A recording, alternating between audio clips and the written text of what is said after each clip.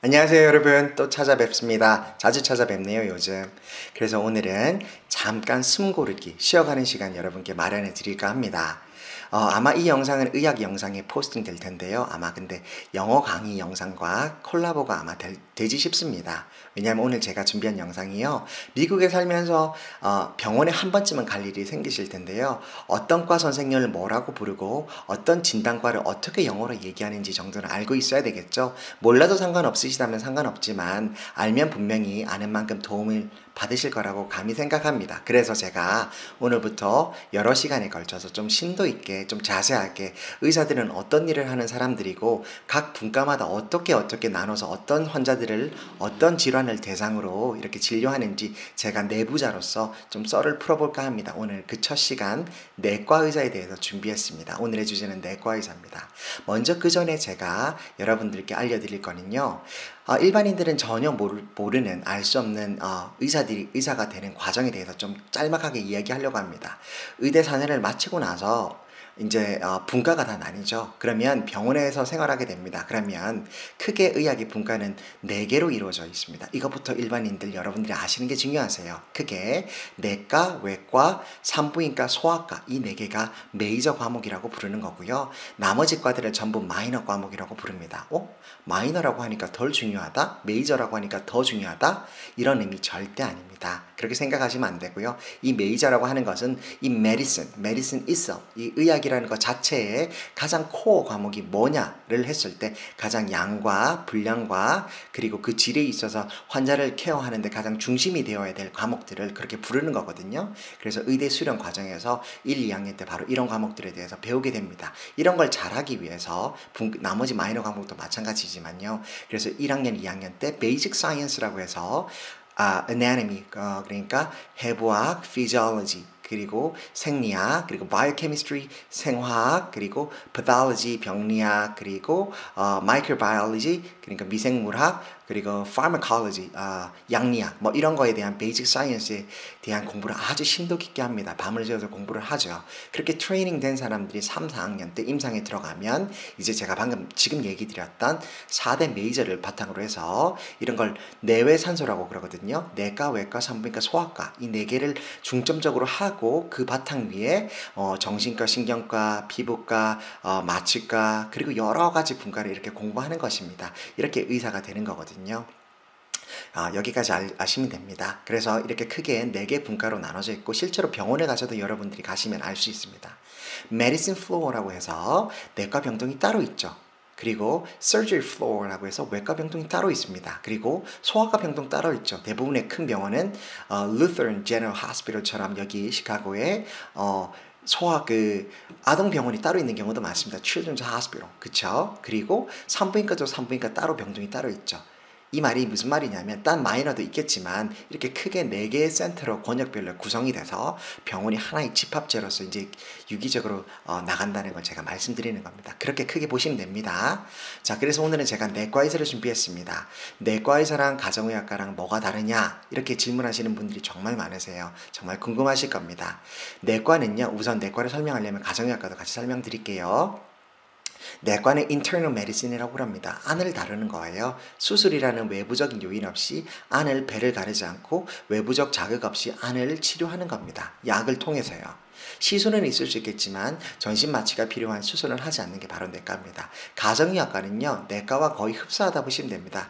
여러분들이 감기에 걸리시거나 질병의 유무가 그렇게 중하지 않다면, 입원할 정도가 아니라면 primary care physician으로 2종류가 있죠. 내과와 가정의학과. 아무 의사나 상관이 없습니다. 걱정하지 마시고 둘 다 됩니다. 둘 다 유능하시고 둘 다 똑같은 걸 배우신 선생님이세요.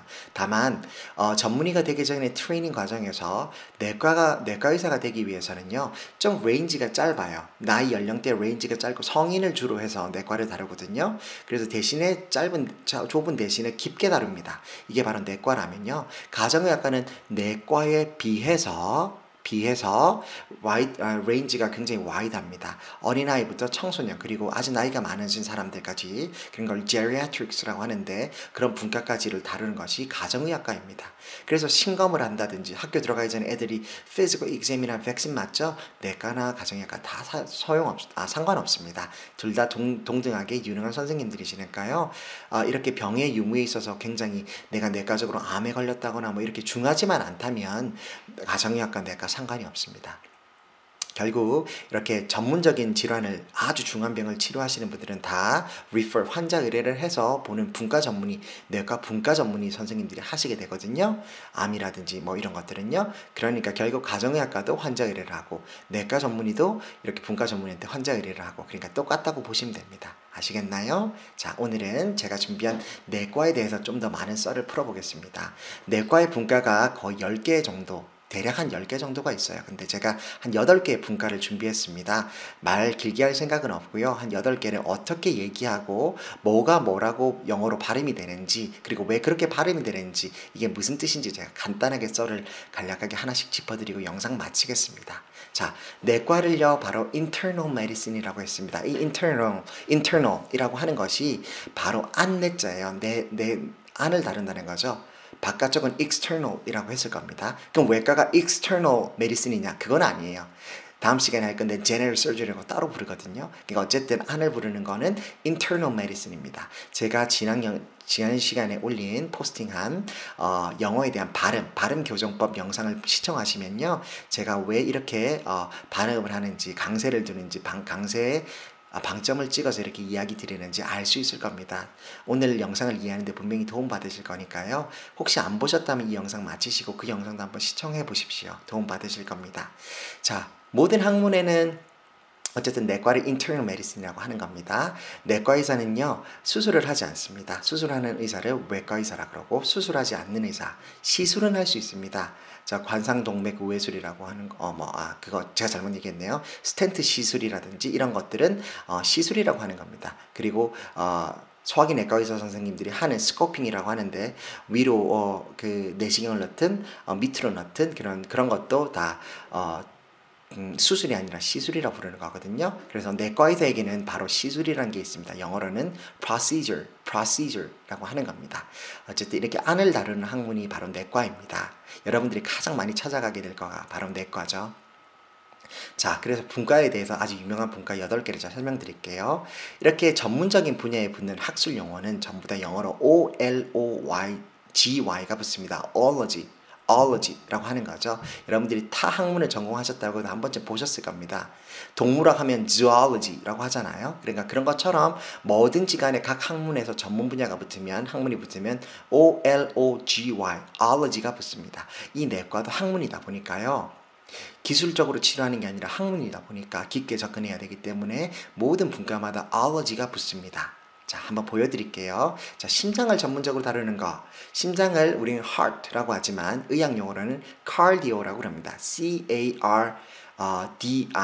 cardio라고 합니다. 그래서 심장을 다루는 전문적인 학문에서 cardio plus cardiology라고 하고요. 여기 왜 전부 다 O에다가 제가 노란색으로 하이라이트 쳤죠? 여기가 강세를 받는 부분입니다. 그러니까 O에 강세가 붙으면 아 소리로 내시면 되거든요. cardiology라고 내시면 됩니다. 그리고 심장내과 전문의 선생님들은 여기다 사람을 말하는 거 IST 붙이면 되겠죠. cardiologist GIST 맞네요. 예, 그 사람을 말하는 단어를 붙이면 되겠죠. cardiologist. 자, 다음은 호흡기내과입니다. 여러분들 폐렴이 있거나 폐질환이 있거나 COPD가 있거나 폐에 중대한 이런 만성기관지염이 있거나 이러신 분들은 아마 폐 전문의한테 리퍼 되실 거예요. 그럴 때 이 폐 전문의 선생님을 뭐라 하는지 궁금하셨죠? lung specialist라고 하는 사람도 많으세요. 틀린 말 아닙니다. 그렇게 부르셔도 됩니다. 다 알아들으니까요. 근데 전문 분야에 있어서는 이 전문 용어가 정확히 뭐냐 알고 싶어 하는 분들은 이렇게 얘기하시면 됩니다. lung을 바로 호흡기를요. pulmo라고도 하고 pulmo라고도 그럽니다. P-U-L-M-O. 그래서 여기를 knowledge를 함께 붙이면 pulmonology라고 하고 그 전문의 선생님을 pulmonologist 라고 얘기합니다. 다 전부 다 knowledge, allergy 이렇게 얘기하죠. 아로 발음하시면 됩니다. 그리고 내분비내과 넘어가겠습니다. 내분비라고 하는 말은요, 바로 호르몬을 얘기하는 겁니다. 우리 몸은 이렇게 구성되어 있어요. 우리가 의대에서 이렇게 배우거든요. HPO axis라고 합니다. Hypothalamus, pituitary, 그리고 end organ system으로 다 가는 겁니다. 이 호르몬에 분비되는 원리인데요. 시상하부, 대뇌의 시상하부에서 호르몬의 첫 신호를 보내고, 그리고 뇌하수체에서 그 다음 신호를 보내고, 그리고 각 기관으로 넘어가서 장기가 호르몬을, 그리고 이런 분비물을 내는 건데요. 우리 몸은, 사람의 몸은 호르몬 대사로 이루어져 있습니다. 당뇨병, 호르몬 대사가 안 돼서 인슐린의 대사가 제대로 작동하지 않기 때문에 바로 당뇨병이라는 것에 걸리는 것이거든요. 갑상선 기능이 항진되거나 저하되거나 호르몬이 제대로 분비되지 않거나 너무 많이 분비돼서 나오는 거거든요. 그리고 임신에 관련된 것도 다 이런 여성 기관에 분비되는 그런 호르몬들, 에스트로겐, 테스토스테론 다 마찬가지거든요.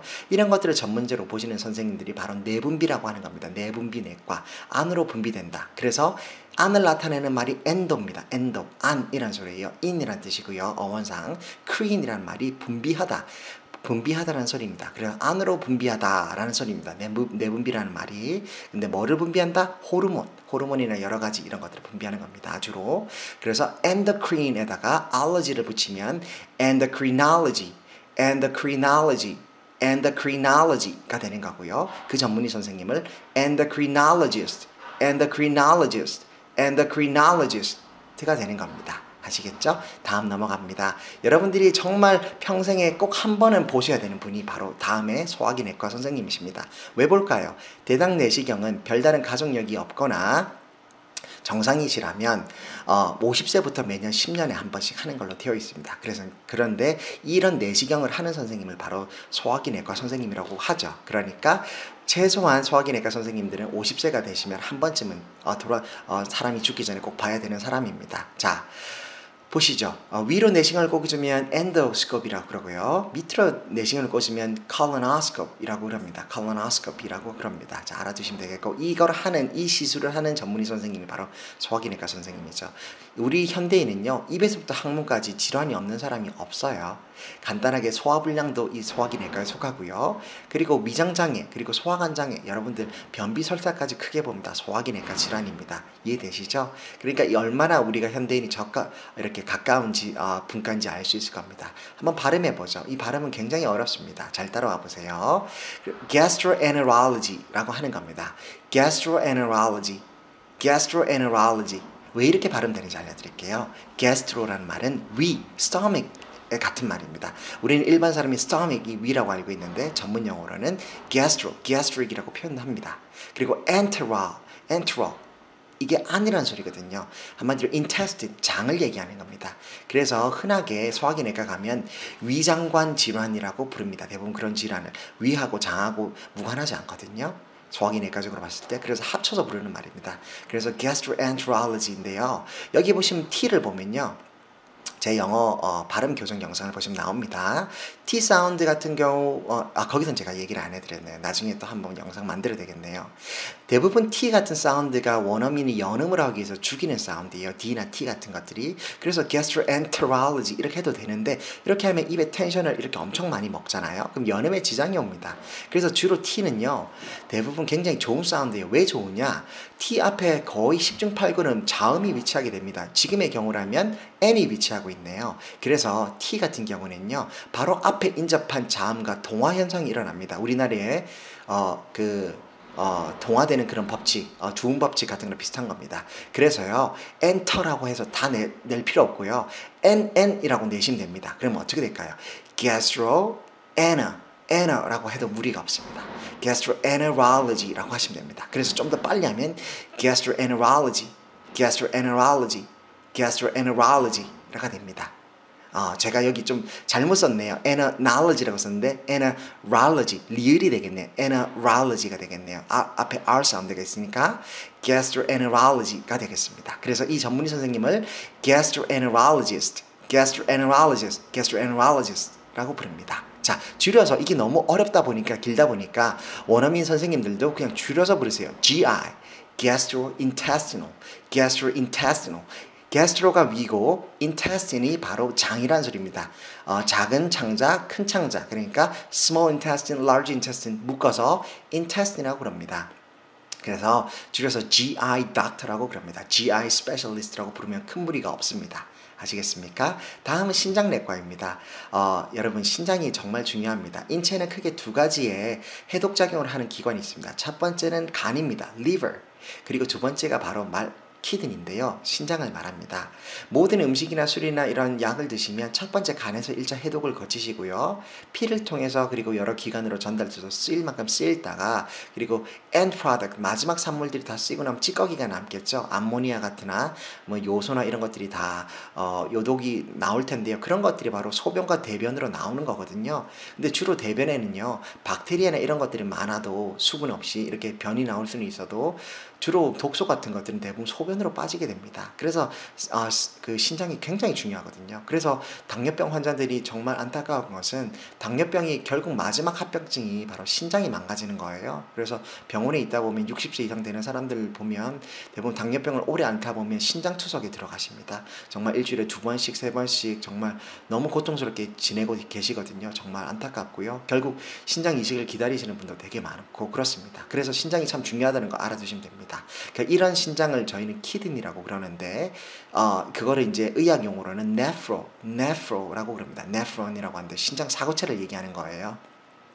걸러지는 리트머스 종이 같은 건데요. 이 nephro, ph 사운드는 f 사운드라는 거 알고 계시죠? 전화기를 어떻게 하죠? phone 하죠. ph 사운드인데 f 사운드로 phone 하고 말하는 거랑 똑같은 원리입니다. ph를 보시면 전부 f로 내시면 됩니다. 그래서 nephro 플러스 ology가 섞인 겁니다. 그러니까 nephrology 그 전문의 선생님은 nephrologist가 되는 겁니다. 자, 다음은 류마티스 내과입니다. 여러분, 류마티스 내과는 여러분들이 아는 류마티스 관절염 대표적인 거죠. 이 관절 질환이나 이거 자가 면역 질환에 대해서는 류마티스 내과에서 다 다룹니다. 뼈관절염, 골관절염, 그리고 류마티스 관절염 뭐 이렇게 들어보셨을 텐데요. 이런 것들이 주로 이제 류마티스 내과에 다룬다 보시면 됩니다. 여러분들 어떻게 발음하냐면요. 류마 플러스 톨로지가 들어간 겁니다. 류마톨로지.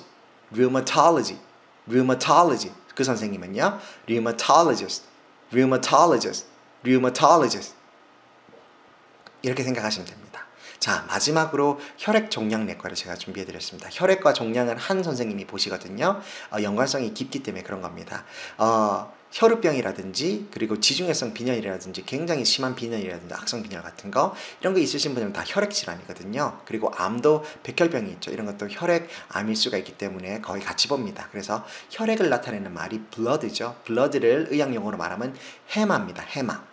히마라고 하는데 그래서 적혈구의 한 종류인 hematocrit 그것도 히마가 들어가죠. 그러니까 다 히마가 들어간 블러드를 머리에 연상시키면 됩니다. 그러니까 피내과라는 소리입니다. 그래서 hematology 해마라고 하시면 안 되고요. hematology 그 전문의 선생님은 hematologist라고 하시면 됩니다. 그리고 종양내과는 모든 암에 관련한 선생님이십니다.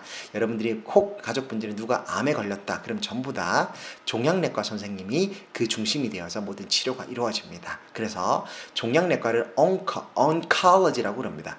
oncology 그리고 그 전문의 선생님을 oncologist라고 이야기합니다. 여러분 제가 지금 일단 8개 정도로 이렇게 분과를 알려드렸는데요. 더 있습니다. 알러지 내과라든가 면역 내과라든가 있을 수 있는데요. 공통적으로 한 8개 이 정도만 알고 계시면 크게 무리 없이 생활하실 수 있을 겁니다. 여러분들 내가 이 용어를 왜 알아야 돼? 모르셔도 됩니다. 여러분들이 혹 아플 때 그래도 이 분과를 좀 알고 있으면 병원의 구조를 찾거나 내가 그 전문의 선생님을 이해하는데 용어에서도 이렇게 이해를 도울 수 있구나. 그런 차원에서 쉬어가는 차원에서 제가 오늘부터 시간 날 때마다 한 3, 4회에 걸쳐가지고 제가 쉬어간다고 생각하고 하나씩 올려드리겠습니다. 한번 상식이라고 생각하시고 교양이라고 생각하시고 한번 들어보십시오. 오늘 제가 준비한 영상은 여기까지입니다. 모두 건강하시고요. 아프시면 정말 힘들거든요.